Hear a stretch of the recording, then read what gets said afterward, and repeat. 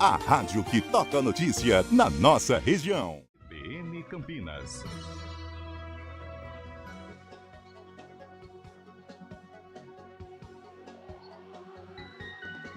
10h14. Em um ano, o Centro de Informação e Assistência Toxicológica, o CIATOX, da Unicamp, atendeu 3.200 crianças e adolescentes por contato inapropriado com substâncias químicas. De acordo com o levantamento, 65% das ocorrências envolviam medicamentos. O número leva em consideração pacientes de 0 a 19 anos que buscaram atendimento entre julho de 2023 e junho desse ano. Só para você ter uma ideia, foram 2.140 casos por medicamentos, 149 envolvendo cosméticos e higiene pessoal, 63 por inseticidas de uso doméstico, aquele mata-barata que você usa em casa, 533 por produtos de limpeza e outros 386 por produtos químicos residenciais diversos. Nós estamos em contato com a médica pediatra do Hospital São Francisco de Mogi Guaçu, Cíntia Rissato Sabioni, que vai ajudar a gente a entender um pouco esse panorama. Cíntia, muito obrigado pela sua presença aqui no CBN Campinas. Bom dia para você. Bom dia, obrigado a vocês pelo convite, viu? Imagina. Cíntia, oi, pois não. Não, pode falar. Realmente os casos estão aumentando mesmo. A curiosidade, a facilidade. É justamente isso que eu ia te perguntar. O que faz esses casos estarem aumentando cada vez mais? As crianças estão mais curiosas ou os pais estão descuidando? Então, talvez seja até o tempo exagerado no celular mesmo. Porque as crianças funcionam, agem, crescem fazendo a imitação. Então, eles vão querer fazer tudo o que a gente faz. Vão atrás do que os pais tomam, tomar, ser igual ao que a gente faz. E o descuido, por estar um pouco mais fácil esse acesso das crianças, estão permitindo essa intoxicação maior, principalmente nos menores, né? Que é por pura curiosidade mesmo. A intoxicação em crianças, ela é diferente da intoxicação em adultos? Quando se fala de um produto químico, vamos supor, às vezes acontece, inalou sem querer um produto de limpeza. O produto químico age diferente em crianças? Às vezes, sim. Às vezes age em sistema diferente, né, cardiológico, neurológico diferente do adulto, mas o principal é que a concentração em crianças, por menor que seja, é muito maior no que adulto, porque o adulto precisa tomar muito mais para ter uma intoxicação. E a criança, pouca coisa já é o suficiente, pelo peso, pelo tamanho delas mesmo. Pode perguntar. Não, pode completar. E aí as crianças estão tendo mais intoxicação. Vale dizer que tem complicações simples, né, como náusea, vômitos e ok, mas tem complicações cardíacas, neurológicas, hepáticas que podem levar à morte, sim. E as pessoas acham que menosprezam muito alguns remédios simples, deixam na facilidade, tipo Tilenol. E eu já vi intoxicação até acidental ou não por benzodiazepínicos, que é o Rivotril, que às vezes babá, mãe também podem cansar um pouco da criança mais agitada e dar umas gotinhas que acham um pouco extrapolar. E também casos que acontecem acidentalmente por quando tem um adolescente em casa ou não, infelizmente, é por drogas, que as crianças acabam tendo acesso. Uhum. A gente está falando aqui da intoxicação quando se engole eventualmente algum produto nesse sentido, mas a própria exposição também é um tipo de intoxicação, como afirma aqui o levantamento feito pelo Ciatox. Agora, Cintia, uma coisa que geralmente muita gente faz quando se intoxica, sei lá, teve contato com alguma coisa, força o vômito, por exemplo. Isso ajuda ou atrapalha?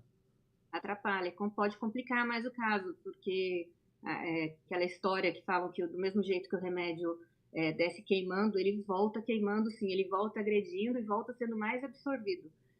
O melhor, vou dar mais água, vou dar alguma coisa para diluir o remédio, também não, porque pode facilitar a absorção.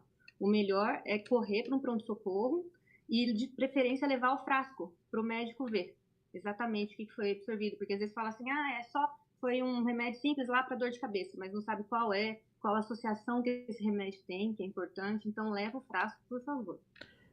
Dentre essas orientações, quais outras você destacaria? Por exemplo, às vezes não tem a facilidade de conseguir levar imediatamente a um hospital, mas alguma coisa pode ser feita em casa ou é melhor, de fato, chamar um serviço de ambulância e levar direto? O melhor é levar no hospital, porque até nós mesmos, todos da região, temos acesso ao Ciatox, que é um centro excelente para a gente de intoxicação, e todos nós temos acesso ao Ciatox direto, e eles ficam em contato com a gente, dependendo do remédio, dependendo da gravidade, porque às vezes alguns remédios que parecem inofensivos são os que dão maiores complicações. Por isso que assim, tal remédio pode levar, não, leve todos, porque a gente não sabe o que vai ter, e a gente fica em acompanhamento com o Ciatox direto o tempo todo, até a resolução da ficha e o paciente conseguir ser liberado. E às vezes a gente tem que fazer eletro nesse paciente de horário, de 6 em 6 horas, por exemplo, tem que fazer exames de sangue, de controle, porque o remédio fica não só o tempo de absorver no estômago, né, no intestino, ele acaba agindo por mais umas 12, 24 horas, que é o período de risco de complicações que podem haver. Doutora, bom dia para você. Bom dia. A gente está em período de férias, né? E conta um pouquinho para a gente, por favor, como é que os pais, avós ou os responsáveis podem identificar isso, que uma criança acabou ingerindo alguma substância química, por exemplo, ali um produto de limpeza, né? Porque muitas vezes são pequenos, né? E eles não conseguem pronunciar isso ali de imediato, contar que acabou bebendo. E como é que pode acontecer essa identificação ali das crianças nesse momento ali, ou momentos seguintes de ingerir algum produto químico? Geralmente, os mais comuns são vômitos, náuseas, sonolência, pode haver muito, mas acontece de ter agitação também, da criança ficar um pouco mais agitada, mais nervosa. Salivação demais exagerada também é algo para ver, porque eles começam o organismo mesmo começa a tentar eliminar e começa uma salivação exagerada. Tontura, enjoo, desmaio, coisas mais graves, mas o principal é enjoo, vômitos, alteração de nível de consciência, ou tá mais sonolento, ou tá um pouco mais agitado, que você vê que não é o perfil da sua criança. Aí você pode ver se tem alguma coisa solta, caída, alguma coisa aberta, e levar pra gente. E a comunicação realmente com as crianças maiores, assim, é fundamental para isso, poder explicar ali, porque às vezes aquele produto mais colorido, né, acaba chamando a atenção, a criança de repente confunde ali com uma bebida, um suco. Essa conversa com os pais, né, ou os avós, enfim, quem tem criança em casa, ajuda bastante também poder falar para eles, explicar para eles aquilo que acaba tendo em casa ali? Sim, sim. A prevenção é sempre o melhor remédio, né? Deixar os remédios longe das crianças menores, porque as crianças menores a gente não consegue explicar o risco-benefício, e para os maiores orientar e explicar o que acontece de verdade. E nunca dar a medicação para a criança como se fosse uma balinha, como se fosse um docinho, porque eles acham que pode ser gostoso. E alguns remédios são realmente gostosos, né? E aí, quando os pais saem de perto, ela vai lá para beber aquele docinho em maior quantidade.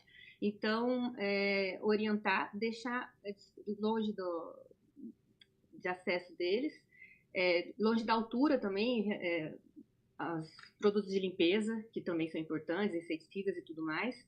E as tampas de remédio, aquelas que têm travas, são sempre as melhores para comprar quando você tem criança em casa.